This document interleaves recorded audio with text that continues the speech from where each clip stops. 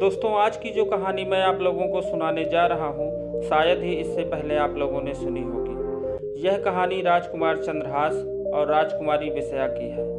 दोस्तों, केरल प्रदेश में सुधार्मिक नाम के एक राजा रहते थे। धर्मपूर्वक राज्य चलाना और प्रजा का पालन करना ही उनका स्वभाव था। उनके यहाँ चंद्रहास जी ने जन्म लिया और जन्म लेते ही वे कृष्ण के नाम का उच्चारण करने लगे। चंद्रहास जी के जन्म की खुशी में राज्य में चारों तरफ आनंद का उत्सव मनाया जाने लगा। शत्रु पक्ष के राजाओं ने मिलकर सोचा कि आक्रमण करने के लिए यह सबसे सही अवसर है। सुधार्मिक जी पुत्र के जन्म के आनंद में मग्न थे। शत्रु पक्ष के राजाओं ने उन पर आक्रमण करके राज्य को चारों तरफ से घेर लिया। सुधार्मिक जी की सेना ने उन्हें रोकने का बहुत प्रयास किया, पर असफल रहे। इस युद्ध में राजा सुधार्मिक और उनके बहुत से सैनिक मारे गए। इसके बाद राजमहल को भी घेर लिया गया ताकि कोई बच करके बाहर न जा सके। राजमाता ने दासी को चंद्रहास जी की जान बचाने के लिए कहा।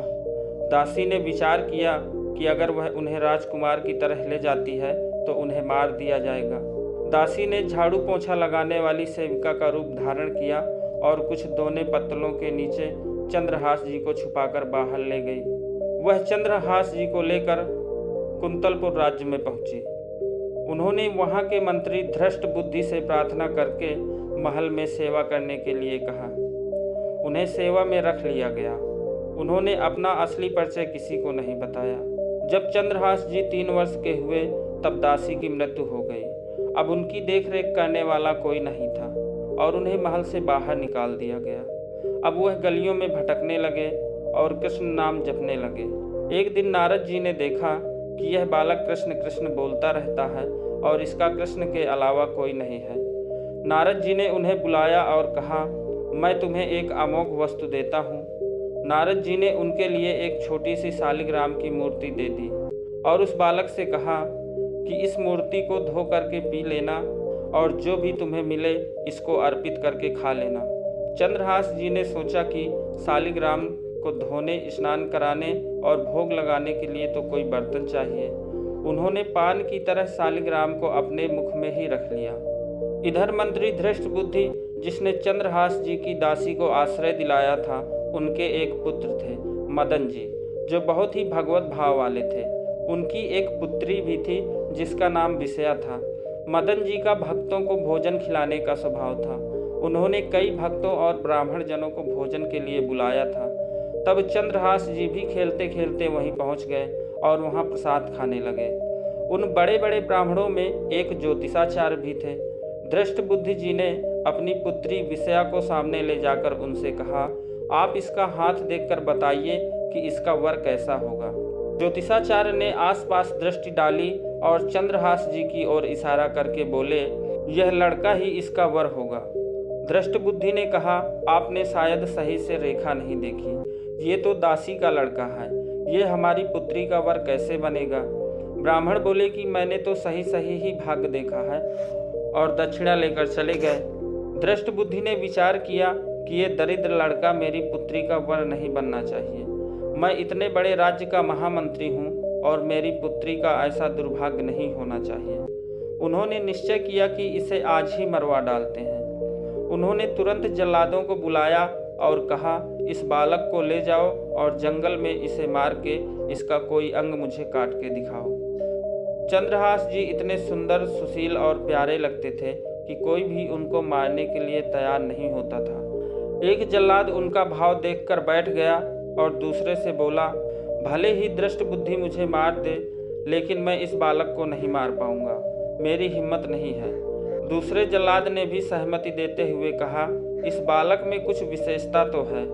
इसके पैरों में देखो, बाएं पैर में एक छठी उंगली है। हम इसे काट के ले जाते हैं और इससे प्रमाण भी सत्य हो जाएगा कि हमने इसे मार दिया है। इसके बाद कौन ही इस बालक को ढूंढेगा। यूं ही जंगल में इसे छोड़ देते हैं। इधर कुंतलपुर के ही अधीन एक चंदनपुर नाम की नगरी थी। वहाँ के राजा की कोई संतान नहीं थी। चंदनपुर के राजा कुंतलपुर को कर दिया करते थे। वह कर देने के लिए कुंतलपुर जा रहे थे, तब उन्होंने जंगल में किसी बच्चे की रोने की आवाज़ सुनी और जब वे वहाँ पर पहुँचे तो उन्होंने देखा कि एक दिव्य तेजस्वी बालक मूर्छित अवस्था में पड़ा है। वह बालक को लेकर अपने नगर वापस आ गए। जब चंद्रहास जी को होश आया तो राजा ने उनसे पूछा कि तुम्हारे माता पिता कौन हैं? तो चंद्रहास जी ने कहा कि श्री कृष्ण के अलावा मेरा कोई नहीं है। राजा समझ गए कि भगवान ने ही कृपा करके मुझे ऐसा भगवत पुत्र प्रदान किया है। राज्य में बड़ा उत्सव मनाया जाने लगा। राज सिंहासन का अग्रिम अधिकारी युवराज पद चंद्रहास जी को दे दिया गया। पूरे राज्य में आनंद की वर्षा होने लगी। राजा ने विचार किया कि ऐसा प्रतापी भक्त हमारे यहाँ आया है तो अब हमें किसी को कर देने की कोई ज़रूरत नहीं है। लगातार 3 बार जब कर नहीं पहुँचा तो सम्राट ने मंत्री को इस समस्या को सुलझाने का आदेश दिया। मंत्री चंदनपुर राज्य में पहुँच गया। वहाँ चंद्रहास जी का ऐसा प्रभाव था कि सब कृष्ण भजन करते और आनंद में ही मग्न रहते थे। दृष्ट बुद्धि ने उन्हें पहचान लिया और सोचा कि यह तो वही बालक है। हमने तो इसे जल्लादों को मारने के लिए कहा था, लेकिन जल्लादों ने इसे छोड़ दिया और अब तो ये राजा का राजकुमार भी बन गया है। उन्होंने राजा से कहा, पहली बात, इस बालक को युवराज पद पर बिठाने से पहले तुम्हें सम्राट को सूचना देनी चाहिए थी, और दूसरी बात, अभी तक तुमने कर नहीं दिया है। अगर सम्राट चाहे तो एक क्षण में तुम्हारे राज्य को नष्ट कर सकते हैं। चंदनपुर के राजा ने हाथ जोड़कर कहा, महामंत्री, अब आप ही हमारी रक्षा कर सकते हैं। मंत्री के मन में था कि किसी भी तरह चंद्रहास जी को मरवा दिया जाए, क्योंकि ब्राह्मण ने बताया था कि वही उनकी पुत्री का वर होगा। मंत्री ने कहा, यदि आप चंद्रहास जी को सम्राट के पास भेज देते हैं तो वो निश्चित ही प्रसन्न हो जाएंगे और आपके इस अपराध को क्षमा कर देंगे। राजा ने यह बात स्वीकार कर ली। मंत्री धृष्ट बुद्धि ने एक चिट्ठी लिखी और चंद्रहास जी को देते हुए कहा, इसे खोल के मत पढ़ना। वहां पहुंचते ही यह चिट्ठी मेरे पुत्र मदन को दे देना। वो सम्राट से मिलने, माफ़ी मांगने और सब में तुम्हारी सहायता कर देगा। चंद्रहास जी ने पत्र को अपनी पगड़ी में बांध लिया और कुंतलपुर के लिए चल पड़े। अब उनका किशोर अवस्था में प्रवेश हो चुका था। कुंतलपुर के बाहर ही एक बगीचा था। चंद्रहास जी ने अपना घोड़ा वृक्ष में बांध दिया और भगवत स्मरण करते हुए वहीं लेट गए। थोड़ी देर में ही उन्हें नींद आ गई। कुछ समय पश्चात धृष्ट बुद्ध की वही पुत्री, जिसका ज्योतिषाचार्य के अनुसार चंद्रहास जी से विवाह होना था, अपनी सहेलियों के साथ वहां आई। घोड़ा बंधा देखकर उन्हें ज्ञात हुआ कि कोई यात्री भूल से राजवाटिका में आ गया है। उनकी नज़र सो रहे चंद्रहास जी पर पड़ी। चंद्रहास जी को देखते ही राजकुमारी उन पर मोहित हो गई। उसे चंद्रहास जी की पगड़ी में चिट्ठी दिखाई दी तो उसने झुककर चुपचाप वह चिट्ठी उठा ली और चिट्ठी खोलकर पढ़ने लगी। उसमें संस्कृत में मंत्री के पुत्र मदन के लिए संदेश लिखा था कि हे मदन, उचित अनुचित का विचार छोड़कर आते ही इस युवक को विष प्रदान कर दो। यह मेरा प्रिय कार्य होगा। मंत्री की पुत्री को बड़ा दुख हुआ कि पहली ही दृष्टि में इन्हें सोता हुआ देखकर मेरे प्राण समर्पित हो गए, लेकिन पिताजी तो इतने सुंदर नव किशोर को विष देने की बात लिख रहे हैं। उन्होंने अपनी आंख से थोड़ा सा काजल लेकर के विष को विषया कर दिया। अब उस पत्र का अर्थ बदल गया कि हे मदन, उचित अनुचित का विचार छोड़कर आते ही इसे विषया प्रदान कर दो। यह मेरा प्रिय कार्य होगा। उसने पत्र वहीं उनकी पगड़ी में वापस रख दिया और अपने घर जाकर उनकी प्रतीक्षा करने लगी। चंद्रहास जी उठे और मंत्री के घर पहुंचकर मदन से मिले। मदन को जब पता लगा कि चंदनपुर से पिताजी ने इनको भेजा है और वे यहाँ के राजकुमार हैं, तो चंद्रहास जी को हृदय से लगा लिया। चंद्रहास जी ने कहा, आपके पिता ने यह पत्र दिया है। मदन ने पत्र पढ़ा, अभी इस युवक को विषया प्रदान कर दो। तुरंत बिना विचार किए मदन ने पंडितों को बुलाकर दोनों का विवाह करा दिया। अब मंत्री अपने घर आए तो सब साज सजावट और विवाह का माहौल देखकर हैरान हो गए। किसी ने उन्हें बताया कि आपने ही तो इस विवाह का आदेश दिया था। मंत्री अपने घर गए और मदन से कहने लगे, तुम्हारी बुद्धि मारी गई है क्या? हमने पत्र में विवाह करने के लिए कहाँ लिखा था? मदन ने कहा, पिताश्री, आपकी आज्ञा का उल्लंघन नहीं हुआ है। आपने मेरा नाम लिखकर मुझे बिना विचार किए इस युवक को विषया देने के लिए कहा था।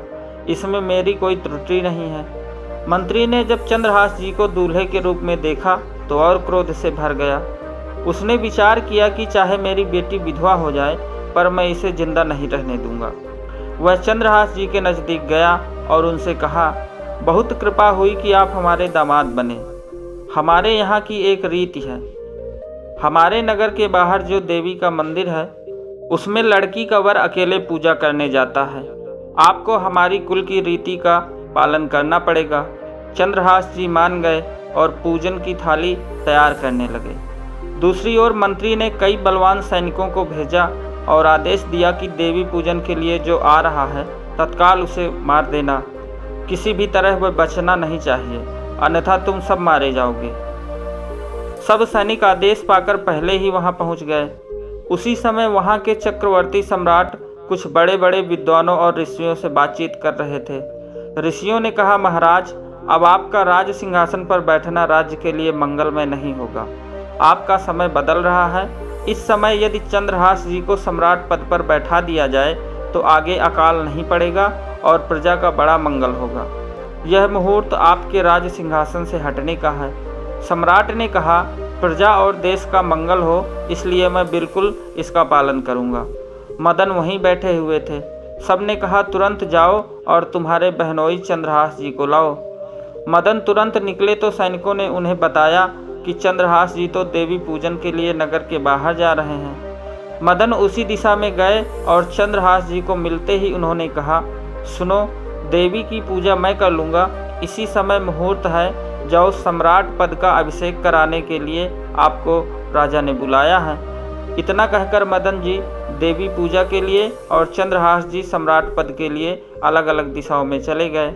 इधर चंद्रहास जी का राज्याभिषेक होने लगा और वहां देवी मंदिर में दृष्ट बुद्धि के पुत्र मदन पूजा करने के लिए पहुंचे तो पहले से तैयार सैनिकों ने उन्हें मारकर उनकी हत्या कर दी। मंत्री का सारा खेल उल्टा हो गया। पुत्र की हत्या हो गई और चंद्रहास जी का सम्राट पद पर अभिषेक हो गया। सैनिकों ने आकर मंत्री को सूचना दी कि देवी मंदिर में आपके आदेशानुसार जो मारा गया है वो आपका पुत्र मदन था। दृष्ट बुद्धि ने कहा, यह कैसे संभव है? वो तो चंद्रहास था। सैनिक बोले, उनका तो सम्राट पद पर अभिषेक हो गया है। अब दृष्ट बुद्धि छाती पीट पीट कर खूब रोने लगा और बार बार चिल्लाने लगा, हाय, मैं कितना अभागा हूँ जो मैंने अपने ही पुत्र को मरवा दिया। चंद्रहास जी ने जब इसके बारे में सुना तो सोचा कि मृत्यु तो मेरी निश्चित थी, फिर मदन को मेरी मृत्यु कैसे प्राप्त हुई। वे तुरंत गए और मदन के शव को सामने रखकर उन्होंने भगवान का ध्यान स्मरण करते हुए मदन के शव पर हाथ फेरा तो वो जीवित हो गए। यह घटना दृष्ट बुद्धि को पता नहीं थी। तब तक उन्होंने अपनी खोपड़ी फोड़ फोड़ कर अपनी हत्या कर ली। चंद्रहास जी ने उन्हें भी उनका जीवन वापस दिलाया और कहा, पिताजी, अब तो कृष्ण नाम जपो। अब उनकी बुद्धि शुद्ध हो गई और भगवान का आश्रय लेकर उन्होंने भी अपने जीवन को भगवत भक्ति में लगा लिया। तो दोस्तों, यह कहानी राजकुमार चंद्रहास और राजकुमारी विषया की थी। कहते हैं कि किस्मत में जो लिखा होता है वही होता है और इस तरह से राजकुमार चंद्रहास और राजकुमारी विषया दोनों आराम से रहने लगे। अगर आपको यह कहानी पसंद आई हो तो वीडियो को लाइक ज़रूर करें और इसी तरह की मोटिवेशनल कहानियाँ सुनने के लिए हमारे चैनल को सब्सक्राइब ज़रूर करें।